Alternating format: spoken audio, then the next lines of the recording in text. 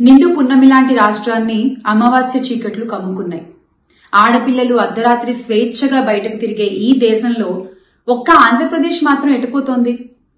ఓట్ల కోసం గ్యారంటీలతో ప్రజల్ని బురుడి కొట్టించి అధికారంలోకి వచ్చిన ఈ కూటమి పాలనలో పసిబిడ్డలు సైతం జంకుతున్నారు. పొద్దుకు 10 సార్లు పొంగనాలు కొట్టే పోసెట్టి పుంగనూరు ఘటనపై ఏమంటావు చెప్పు? అన్నయ్య అన్నావంటే ఎదురవనా అంటూ ప్రచారాల సమయంలో సినిమా డైలాగులు కొట్టి అధికారంలోకి వచ్చిన ఇప్పటి నాయకులు జరుగుతున్న అఘాయిత్యాలపై, అత్యాచారాలపై నోరు మీద పరేం సామి? రామరాజ్యాన్ని రావణ కాష్టంగా మార్చినటువంటి ఈ కూటమి పాలనలో ఆడపిల్లలకి రక్షణ లేకపోవడం అనేది సిగ్గుచేటు. మాకు మా ఆడపిల్లల మాన ప్రాణాలే ముఖ్యం. బాబుగారు, మీ సొంత జిల్లాలో ఇంత జరిగితే, ఇంత ఘోరం జరిగితే, ఇంత అఘాయిత్యం జరిగితే మీకేం అనిపించట్లేదా అండి? బాబొస్తే అదొస్తుంది, బాబొస్తే ఇదొస్తుంది, ఇవన్నీ దేవుడెరుగు. ప్రాణాలు పోతున్నాయి సార్ మీరు వచ్చాక. చేమలక్కయ్య అలియాస్ చామలక్కయ్య పాపం ఏదో కొత్తగా అధికార ప్రతినిధి పదవి ఇచ్చారు కదా అని చెప్పేసి ఎగిరెగిరి ఏదో వచ్చి నిన్ను నిరూపించుకోవాలని చెప్పేసి వీడియోలు చేయడం కాదు. అందులో ఉన్న సబ్జెక్ట్ ఏంది, మనం మాట్లాడే దాని మీద ఎంతవరకు వ్యాలిడేషన్ ఉంటుంది అనేది కూడా చూసుకుని మాట్లాడాలి చామలక్క. లేకపోతే పరువు పోద్ది.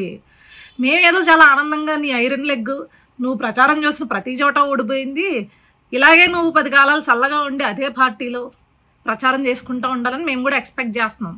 నిన్ను ఏదో టార్గెట్ చేయాలని ఎక్స్పెక్ట్ చేయట్లేదు.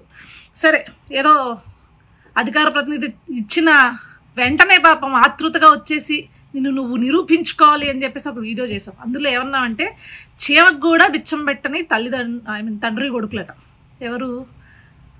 అదెవరో తెలుసా?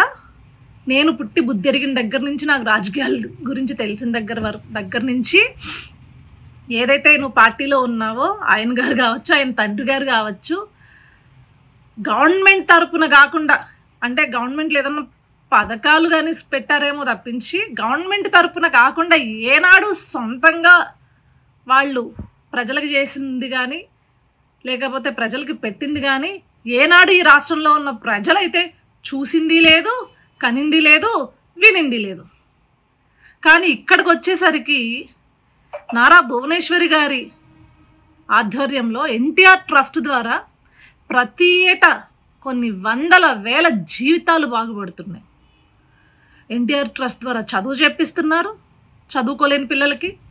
అదేవిధంగా ఎన్టీఆర్ ట్రస్ట్ ద్వారా ఏదైతే ప్రకృతి విపత్తులు వస్తాయో లేకపోతే రాష్ట్రంలో అవసరం ఉంది అన్న చోటల్లా వాళ్ళు వచ్చి వాళ్ళ సాయాన్ని అందించిన పరిస్థితి మనం చూసాం. ఏదో మనకు అధికార ప్రతినిధి ఇచ్చారు, ఇష్టం వచ్చినట్లు రాజకీయాలు తెలియకపోయినా మనకి శుద్ధమైన పుట్టకతో వచ్చిన వాక్శుద్ధి ఉంది కాబట్టి మాట్లాడేస్తే జనాలు నమ్మేస్తారు అని చెప్పేసి సాగదీసుకుంటూ అచ్చ తెలుగులో మాట్లాడుతున్నట్లు కనుక ఏదో కటింగులు ఇచ్చావనుకో, ఇలానే నువ్వు ఇవ్వాలి. ఎందుకంటే నువ్వు పిట్ట కథలు చెప్పినప్పుడు 11కి వచ్చాయి, నువ్వు ఇలానే వాక్కుంటా పోతే ఇంకొకటి వస్తుంది, ఆ పక్కన 11 పక్కన 1 పోతే ఇంకొకటి వస్తుంది. వీఆర్ సో హ్యాపీ అమ్మా. బాయ్ చామలక్క.